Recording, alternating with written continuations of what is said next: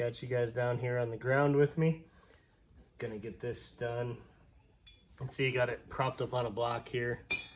You can see I'm gonna have to go around and we're done with all this and make a little bit of repairs for just fence stuff like this. Tidy that up before I put any of the sheep in there, just so they're not snagging on any of the sharp points and there's no way in or out.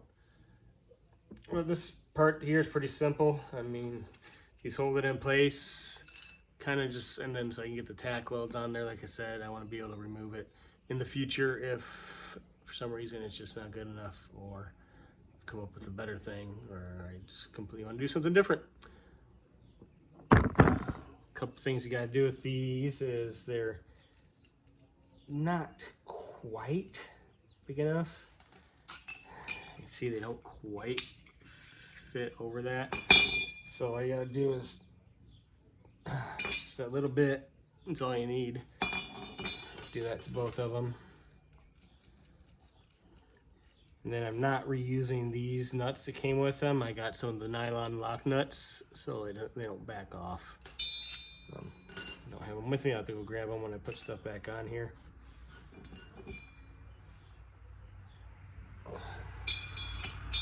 Just spread them out a little bit.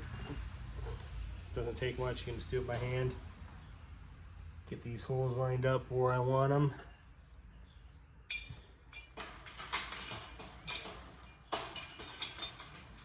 Put these through from the back side here.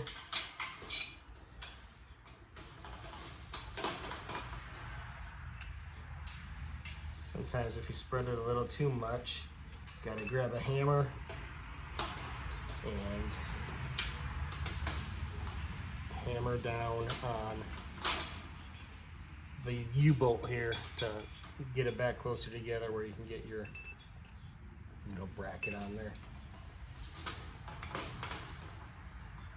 Didn't want to spread it too much because I didn't want to hammer much.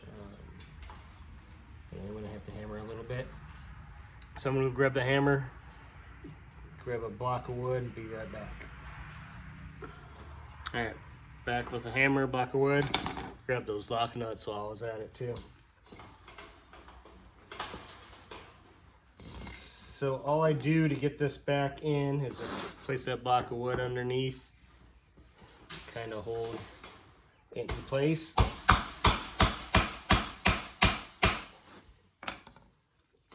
Smack that until it gets back to where you can slip the bracket back over it. Doesn't have to be perfect, because then once you can get these lock nuts on there, you might dig up the threads a little bit, but not enough. You know, I'm using an impact to drive it home, so get the one on there.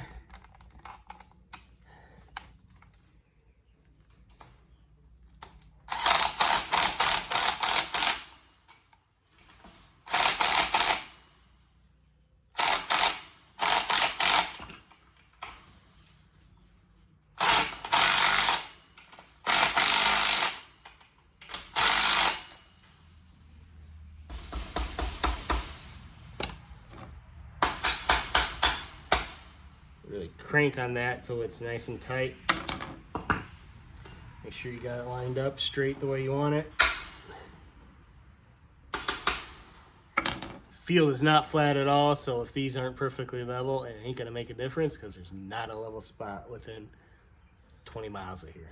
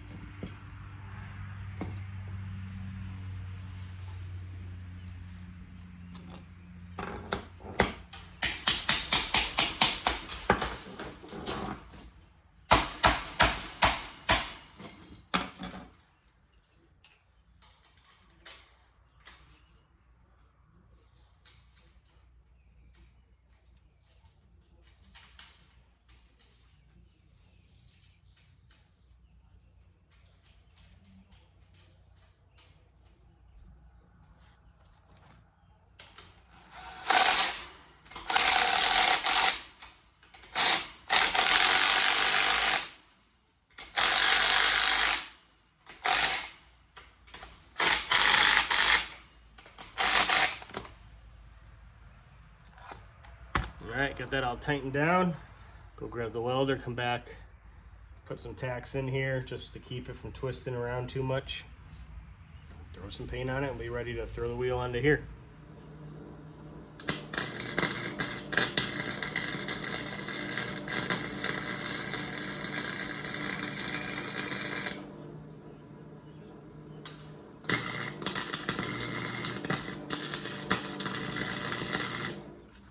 It's cleaned up.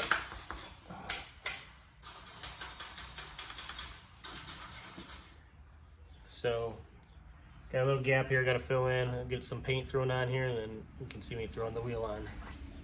See if I can show you Shy here. He's being shy. There he is. Here's Shy. Say hi. Hi. Somewhere I could cry for help.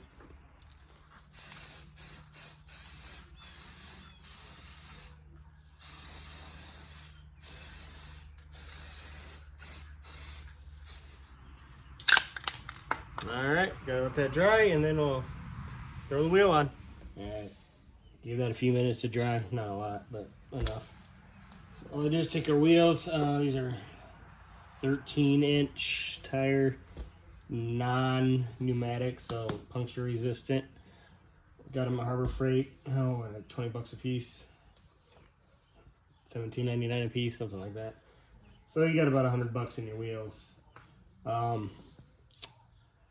Doing the math of what I got so far, got all the panels for 450 bucks off of Facebook Marketplace. So I'm using about half of them, a little over half. So figure 250 into the panels, 100 into the wheels. So we're at 350. And time all said and done, maybe another 150 into miscellaneous hardware like the other brace bars, bolts, nuts, all this stuff. So I mean, for just under 500 bucks, you got yourself a sheep tractor. Like I said, I've seen them online for 1,800 bucks, and then you got to ship them too. So 500 bucks ain't bad at all, especially for being able to intensively graze and rotationally graze. I think it's going to work out really, really well. Let's get this thrown on here. I just got a couple washers, throw one on that side, throw one on the back side. I said I gotta go this way with the bolt because of the interference. So I'll just start screwing on my nut.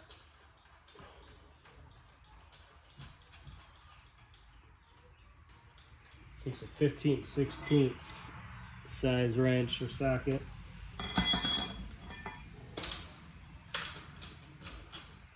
Hold it in place at the one side. Maybe if I can get where I need it.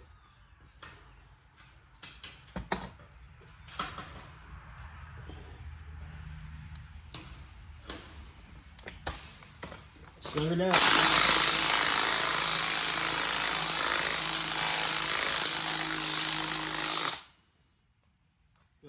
So it's kind of snug, and then I back it off of here until it spins freely.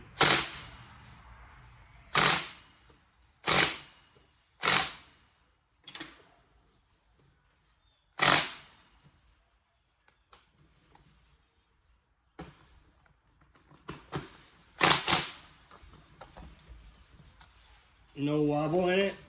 Nice, spins nice and free. So that's it. 3 sides done. Like I said, we got the corner over there that's gonna be a little bit different because it goes down like this one, whereas I don't know if you can really see, this one has like a little leg right here. Goes down about 1 inch underneath of, you can see it from that angle here. Got your little leg and then your bar, so there's about 1 inch gap underneath this bar, whereas this goes all the way to the bottom. So this is 1 3/8 tubing with 1 inch gap underneath over here, so I got 1 3/8 tubing. I'm gonna have to put 1 inch square stock on top over in that other corner. Weld that on. Then I'm gonna use my 1.5 inch. Got a 3/4 inch little angle iron piece just to kind of fill in the gap. And then I got some bigger U-bolts that we will use to snug everything down over in that corner. It's gonna take a little more fabrication, a little more stuff in that corner, but it should work out all right as long as my welds hold. But plus we'll have some big U-bolts on there that will get the big U-bolts on there. Hopefully that'll hold it all in place. So we started work here on this side, the weird corner. Like I said, this is 1 3/8 tubing. The other sides, like that corner over there and the other two, they all have an inch gap underneath the 1 3/8 tubing. But I've mounted, yes, hi Shy. I've mounted the wheels to the tubing so it's an inch up off the bottom. So this is the exact opposite. It needs to go up an inch off the bottom of the tubing. So I need something to mount it to up higher here. So what I've done is taken this inch square stock, I cut it off at an angle, and then took a grinder and kind of ground it to the contour of the curve here, and then cut a curve with the grinder into the top and bottom so it fits up against the roundness of the tube. Going to clamp that into place, get the cats out of the way, and then weld that into place, and then I can mount the bar up, the bar that I have the axles going through this thing, mount it up even with the top of this, and it'll still be level with the rest of the corners. I got some rebar that I'm going to put at the bottom of this too to kind of fill this gap, so when I bolt it all together it should all be pretty good. I might have to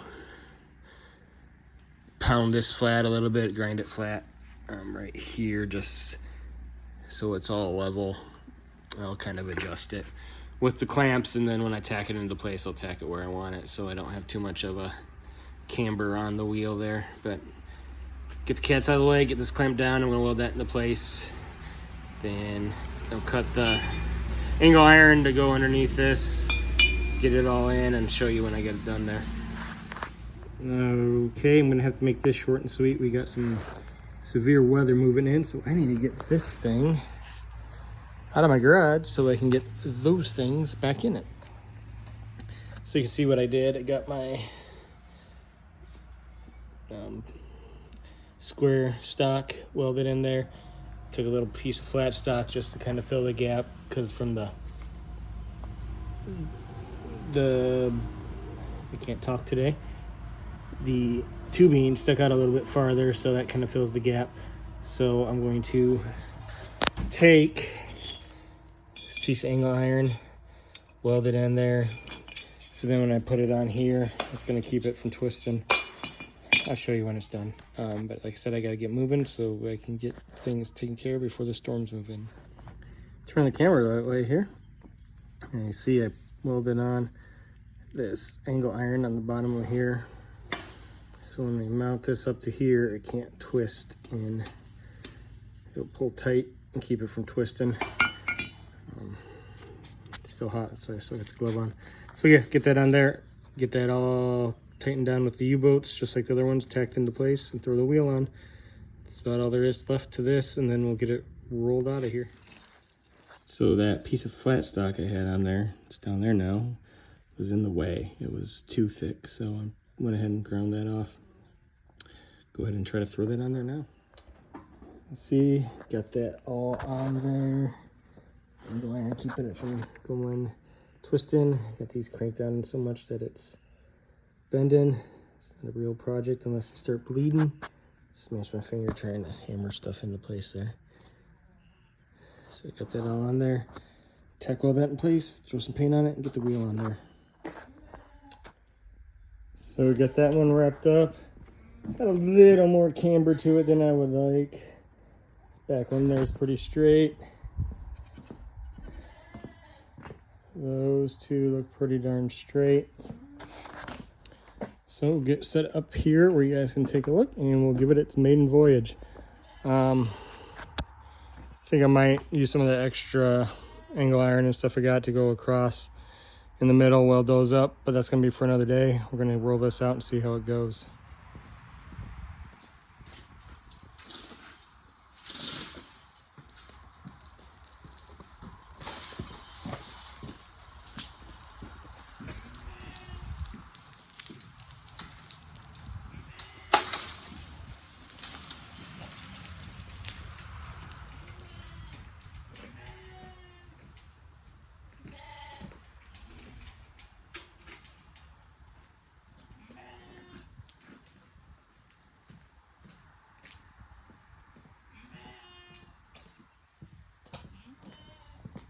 You can see this going the other way, getting a little dark out here. Storms are rolling in. See, there's got a little more wobble in the joints than I want, so I think if I put that angle iron in there with some of that square stock scrap I got left over, weld those in, that'll tighten that up quite a bit. Yep, yeah.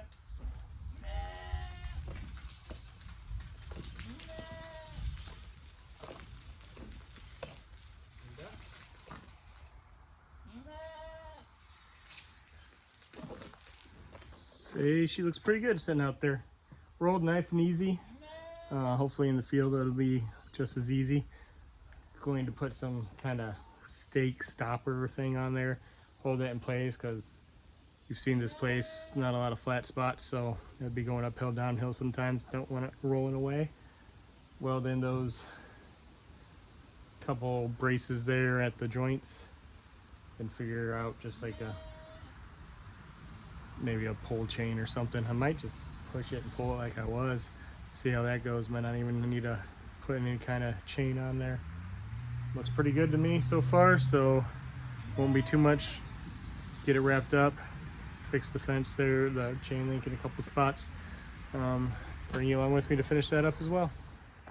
Well, I know I said I was going to weld up the joints with some of that scrap angle iron and square stock stuff I had left, but I was thinking that's going to be like a little more labor intensive than what I want to do. I don't know, call me lazy if you want, but looking for something a little more time efficient, and most likely a little stronger, because those are going to be short little scrap pieces. So I realized I have a bunch of this tubing left laying around from an old fence we had taken down. Some of it's the 1 3/8, some of it's like 1 3/4.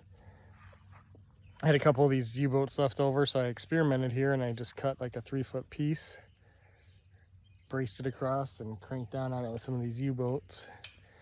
And I don't know if you can see down the line here. See, when I shake it, there's that little bit of flex at the joints. If you look down this one, it's not there. It's more down in the bottom still, because I'm going to have to do it top and bottom. This is just an experiment, so take 3-foot pieces of this tubing, put a couple U-bolts on there, do it top, bottom, do it all 4 sides, and just crank down on it. I got the tubing for free. Said it was an existing fence that was tore down here. Yeah, I guess I already paid for the angle iron and stuff, but like I said, I just don't feel like welding in little scrap pieces, and then it still did barely get across these gaps here. So I figured 3-foot pieces, and the U-bolts. You can see it's not flexing at that top joint at all up there. Go all the way around and do that. I think we'll tighten it up pretty good. I just got to get some more U-bolts. That corner back there, I'm going to throw a tarp over at an angle, and that would kind of be their shelter for the rain. Sheep usually are a little bit better about being out in the elements than goats, which is kind of weird. You think goats would be less picky, but they're not. Goats start sprinkling. My goats are in the shelter like instantly. Sheep will kind of still walk around until it starts pouring. So that's what we got going here. Get that, and I'll show you when we finish it up. I finally got this thing done. Yes, this is 4th of July. This is my party like it's 1776 shirt. Got it done. Got all our brackets in here.